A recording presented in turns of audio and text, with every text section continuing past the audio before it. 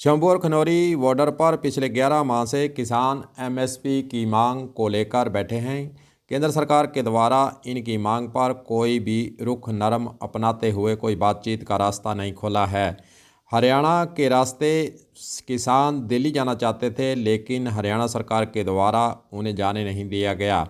शंभू और खनौरी बॉर्डर पर लगातार आंदोलन के कई रूप देखे गए। इसी बीच जगजीत सिंह डल्लेवाल के द्वारा वहां पर आमरण अनशन रख दिया, यानी मरण व्रत पर वह बैठ गए।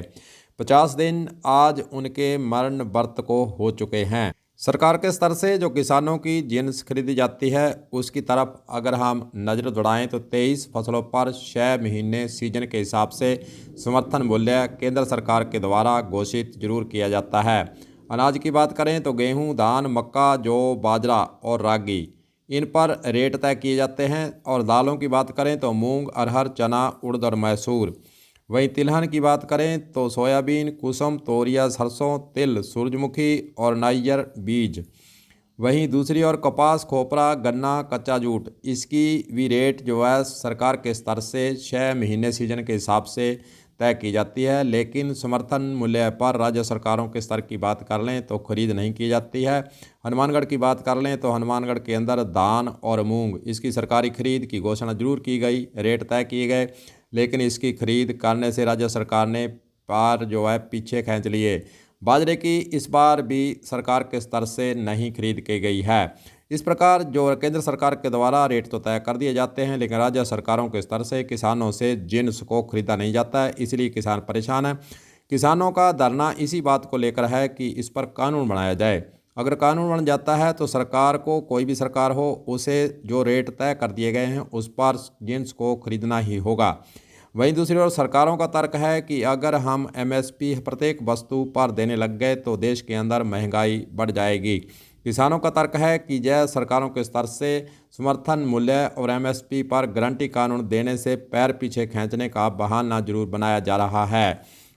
वहीं दूसरी ओर बीजेपी के प्रवक्ताओं की बात कर लें तो वह अनाप शनाप की बातें मीडिया के सामने रखते हैं और कहते हैं कि किसानों के द्वारा कोई मांग पत्र या कोई बात करने का लेटर नहीं दिया गया।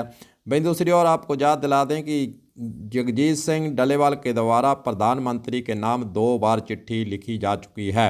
इस चिट्ठी के अंदर यही जिक्र किया गया है कि एमएसपी पर कानून बनाया जाए और किसानों से बातचीत की जाए। लेकिन बीजेपी के प्रवक्ता मीडिया के सामने आने के बाद अब बहाने बनाने के लिए आगे आ रहे हैं, लेकिन बातचीत के लिए कोई रास्ता नहीं खुला है। वहीं दूसरी ओर दो जथेबंदियों के द्वारा जो धरना लगाया हुआ है, वहीं दूसरी ओर जो समर्थित जथेबंदियां हैं उनके द्वारा बैठक खनौरी बॉर्डर पर हो चुकी है।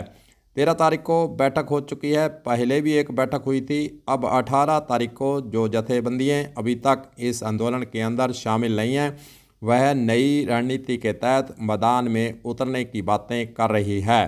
तमाम बातें हैं, लेकिन खनौरी बॉर्डर पर जो धरने चल रहे हैं, साथ ही जगजीत सिंह डल्लेवाल का 50 दिन से अमन अनशन जारी है। और वहीं दूसरी ओर आंदोलन की बात कर लें तो 18 तारीख पर सबकी नज़रें टिकी हुई हैं। जथेबंदियाँ जो इस आंदोलन के अंदर शामिल नहीं थी और पहले जब आंदोलन लड़ा गया उस वक्त जो जथेबंदियाँ पूरे आंदोलन के साथ देकर चल रही थी, अब फिर साथ आने का वादा कर चुकी है। देखने वाली बात यही है कि 18 जनवरी 2025 को जो जथेबंदियाँ इस आंदोलन के अंदर शामिल नहीं थी, अगर वे सभी शामिल हो जाती हैं तो आंदोलन का रूप बदल जाएगा और कहीं ना कहीं केंद्र सरकार की मुश्किलें भी बढ़ेंगी और बातचीत का रास्ता भी खोलना होगा। वहीं दूसरी ओर जो बात अभी तक 2 जथेबंदियों के हाथ में थी, वह पूर्ण जथेबंदी संयुक्त संघर्ष समिति बनाकर इस आंदोलन को लड़ने के लिए आगे आने वाली है। देखते हैं आगे केंद्र सरकार और किसानों के बीच में क्या कोई बातचीत होती है जहां सुप्रीम कोर्ट के द्वारा कोई इस पर निर्णय दिया जाता है। कलम न्यूज़ के लिए गुरदेव सिंह सैनी की खास रिपोर्ट।